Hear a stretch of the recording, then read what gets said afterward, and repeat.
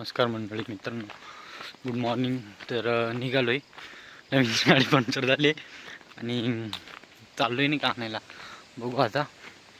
एवढ्यात आंघोळ केली, लुक बिक ठीकठाक आहे ना. यार होल कुठे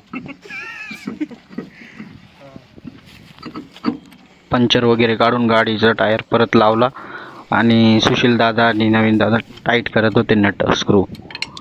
तर गाडी ना बनवायला न्यायची होती नाशिकला, त्यासाठी त्यांनी फोन केला होता मला की ये म्हणून. बोललो चल. मग मस्त टायर बियर बसून नवीन दादानी गाडी वगैरे पुसून घेतली आणि पुढच्या प्रवासाला सुरुवात केली.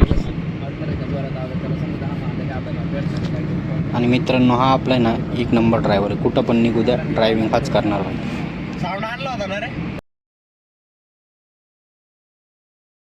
आणि किती वेळ लागेल, कधी फिरायचं, जेवायचं काय ते डिस्कस करता करता बारीपर्यंत आलो होतो आम्ही. नवीन दादा एकदम ओके मध्ये भाई.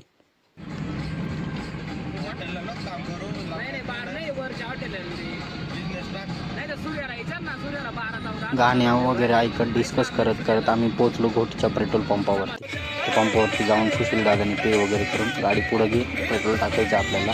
अशा प्रकारे गाडी पुढे घेऊन पेट्रोल वगैरे टाकून पुढच्या वाटचालीस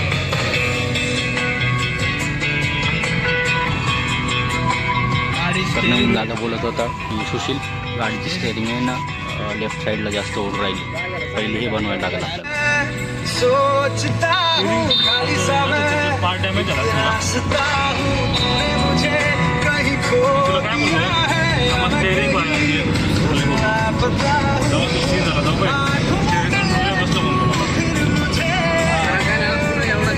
घोटीत पोचताच भाई एवढी ट्रॅफिक होती ना भयानक, काय बोलूच नका भाई. आमच्या अर्धा पाऊण तास इथं कसा ट्रॅफिकमध्ये गेला तुम्हाला पुढे व्हिडिओमध्ये दाखवतो. स्किप बिलकुल करू नका. आणि आले ना चॅनलवरती लाईक आणि सबस्क्राईब करून जा. व्हिडिओ शेअर करा जितकी पाहिजे तितके. पहिलाच ब्लॉग आहे, सांभाळून घ्या तुमच्या मित्राला. हळूहळू जसं जसं ब्लॉग टाकल तसं तसं वाईज वगैरे सर्व गोष्टी चेंज होतील. तरी ट्रॅफिक बघा, ट्रॅफिक किती आहे मित्रांनो, तुम्ही एकदा लक्ष द्या ट्रॅफिककडे. एवढ्या ट्रॅफिकमधून आम्ही कसा बसा निघालो भरून. उन्हाचा तडाखा वेगळाच, पोटात लागलेली भूक ती वेगळीच.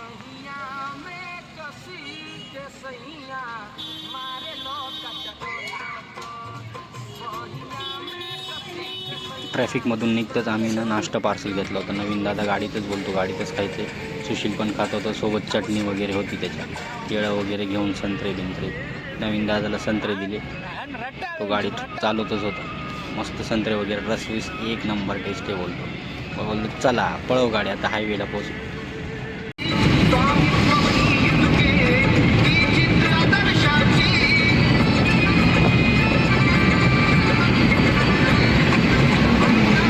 गाणे असे लावले होते ना बाबा बाबा खतरनाकमध्ये. आणि कॅम्पिंगचा स्पीकर आणला होता आमच्या गाडीत. स्पीकरची सुविधा नव्हती, मग कॅम्पिंगचा स्पीकर आणला होता आणि गाणे असे बाप सोडत होता ना, तुम्ही गाणे पण ऐका. गॅरेजला पोचलो आणि सुशील दादाची गाडी लावली होती. तर अशा प्रकारे बोनट वगैरे उचकून डॅमेज किती झाले ते बघत होते. आणि मग गाडी बिडी लावून आम्ही लस्सी प्यायला, लस्सी वगैरे घेतली. 3-4 लस्स्या घेतल्या.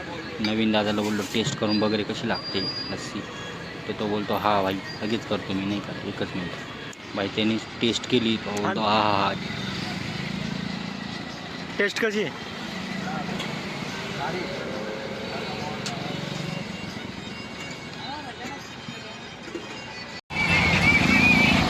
यस यस, चमकून टाकलाय मला.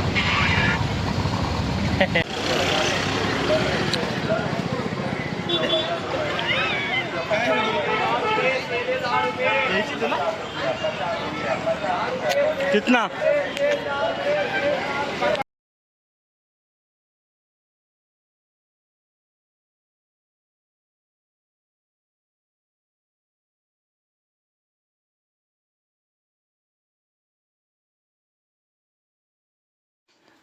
आणि पुढं येऊन आम्हाला लाईट घ्यायचे होते नवीन दादाच्या कॅम्पिंगसाठी. मग आम्ही लाईट बघत होतो तिथं. तर तिथं दिसले सेंटा बाबा, सुलुलुलो. सेंटा बाबाला बाय बाय करून आम्ही परत पुढं निघालो. हे नवीन सुश्या.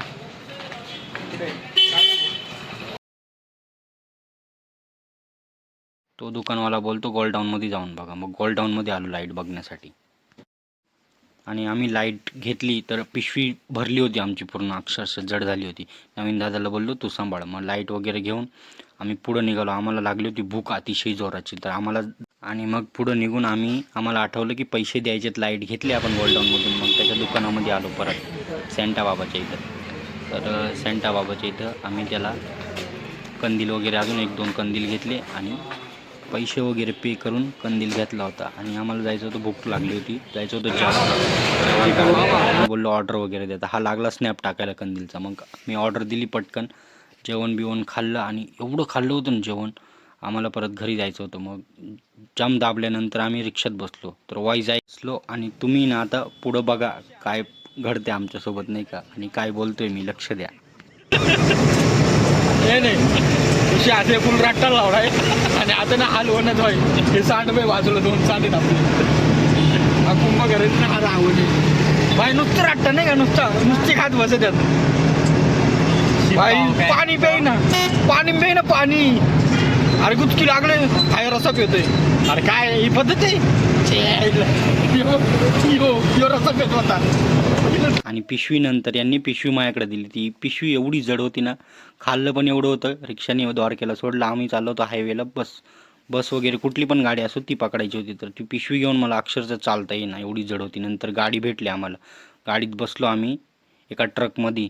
तो घेऊन आला. असा बाचाबाचीत बसलो होतो समोर आम्ही. आणि आम्ही उतरलो. दादा आलता घोटीमध्ये.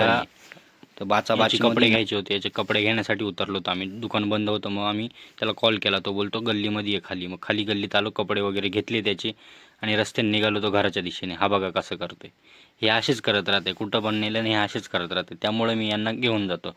त्यानंतर सिन्नर फाट्यावरती आलो आणि सिन्नर फाट्यावरती गाडीच भेटत नव्हती. कशी तरी गाडी भेटली आणि घरी आलो. तुम्हाला पुढचा व्लॉग दाखवणार होतो पण फोन डेड झाला होता माझा.